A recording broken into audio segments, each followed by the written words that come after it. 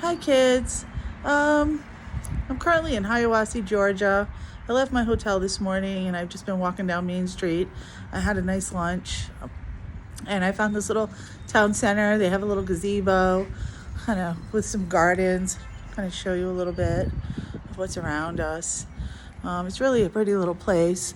But I want to talk to you a little bit about what it was like. It's been like so far. First, I'll talk about the storm and get that out of the way. We did have a major storm system move in a couple of days ago. I did get trapped in the mountains. I didn't realize how severe it was, and they were calling all hikers to come down. A lot of them did. For me, the call was too late. I was too far away from a road where I could get out, so I had to hunker down. And I knew there was tornado warnings and watches, but all we could do is watch around us, and hopefully nothing came up the mountain, and nothing did. It was a really difficult night. The wind gusts 60-70 miles an hour at times. It was freezing. There was sideways rain. It was horrible. I was pretty wet for a time there, and I shouldn't have let myself get so wet. It felt so refreshing to walk in the rain for the first few minutes, but after that I could not warm up. And I'm still struggling with staying warm, and it's been, 24 hours since I came off the mountain. So I am going to spend an additional night in town. I do have a little friction abrasion that's not really healing, and it's bothering me a lot while I'm walking. So I don't want that to get infected. I'm going to have some bug bites that have become a little infected, so I'm going to be treating those as well. And when I go back to the mountains on Tuesday morning, I'll be ready and I'll be strong. I was kind of weak coming down Blue Mountain between the weather and the lack of food. I really just crawled my way out. It took a long time to come down Blue. For me, it took almost 3 hours, and it was misery every step of the way. So that's enough on Blue Mountain. I'll be checking the radar moving forward to see what's going on. Other than that, the hiking is very hard. Some people do hiking groups, but during the day you hike your own pace and you just kind of meet up at the same place. I haven't really found anyone yet that hikes my pace. I'm a little slower. Everyone's trying to put big miles in, although I do see the same people over and over again. They're putting in 10 or 15 miles a day, and then they have to take 3 days off. So me, I'm just hiking every day, 5 miles, 6 miles, whatever. So I keep running into them. So they're not really going any faster than me. They're just choosing to hike a lot of big miles for a few days, and take 2 or 3 days off, and then repeat the process. But I haven't really made any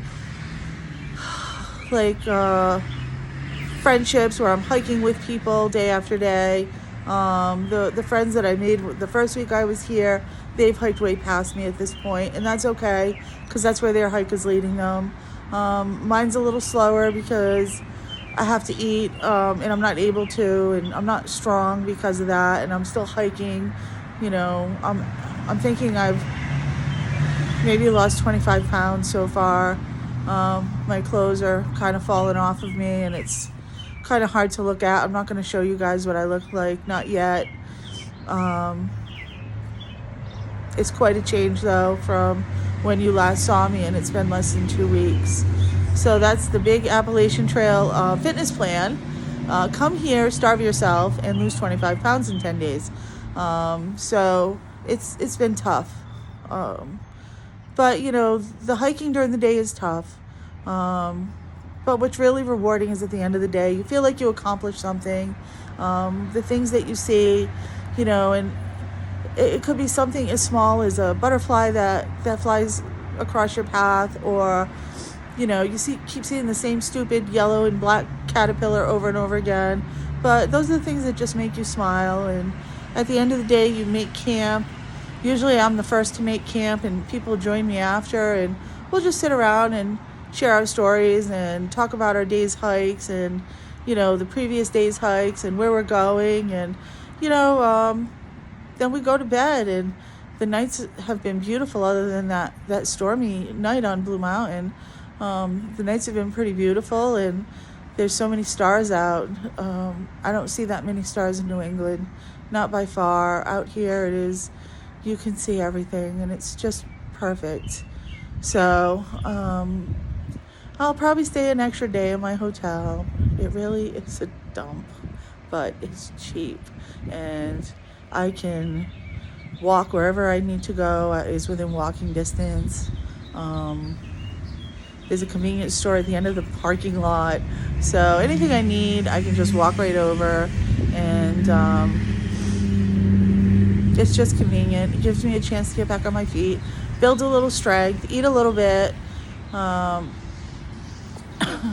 did buy Pop-Tarts in Raymond because it was cheap and it's lightweight, and I'm sick eating the food I made already, and it's only the second week.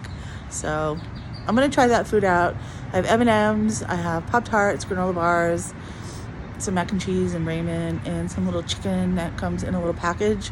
It's kind of like a tuna package, but it's chicken because I don't like tuna. So I'll try that food. It seems more appealing.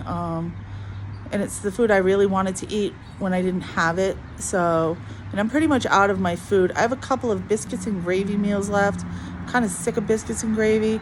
So I might just give those away when I get back to the trail. We don't throw anything away on the trail. Somebody needs it. In the last 10 days,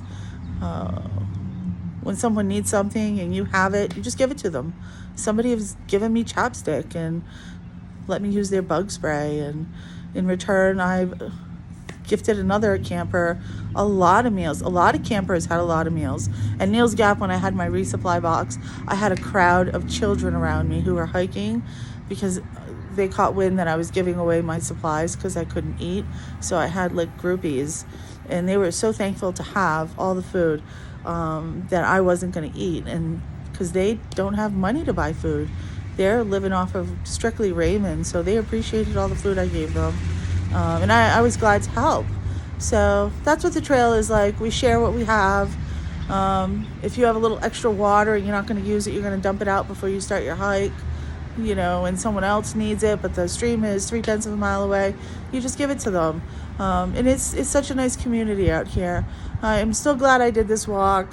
You know, it was a little lonely spending my birthday and Mother's Day out here, but it's okay. You know, there will be other birthdays, other Mother's Days, and, you know, I just hope I stay safe and I can continue hiking. I have my plan in place to make it to North Carolina. I should be there in about 10 days. Going slow. There's no shame in going slow. This is not a race. Everybody has their own journey, and mine is going to go at the very pace I need it to go. So no rushing. But I am looking forward to saying goodbye to Georgia. I will have a special video with my farewell to Georgia. It is not rated G, by the way. It is going to be rated RRR. So be careful when you watch it. Thanks. I'll at the end of this video, I'll show you a few pictures of the town square and my 0-star hotel. Bye.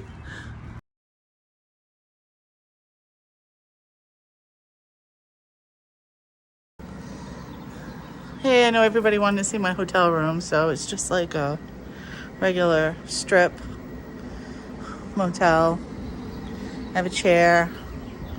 I'm in 103. Got my TV, and that is my rain poncho. I washed all my clothes last night, so I have to wear that to go outside. And I've got my sleeping bag lofting on the bed. It's got down and it got a little wet, so it needs to stay out until it dries. It's pretty dry now. I'll put it away tomorrow. I went shopping. I bought some food. This is just everything from my backpack. Got kind of damp, so it's all dry now. I'll pack up before I leave. Some extra clothes. That's my hammock. It also got pretty damp and wet, so it should be dry now, and I'll fluff it out. It's also got down in it, and blue bathroom, and that is all.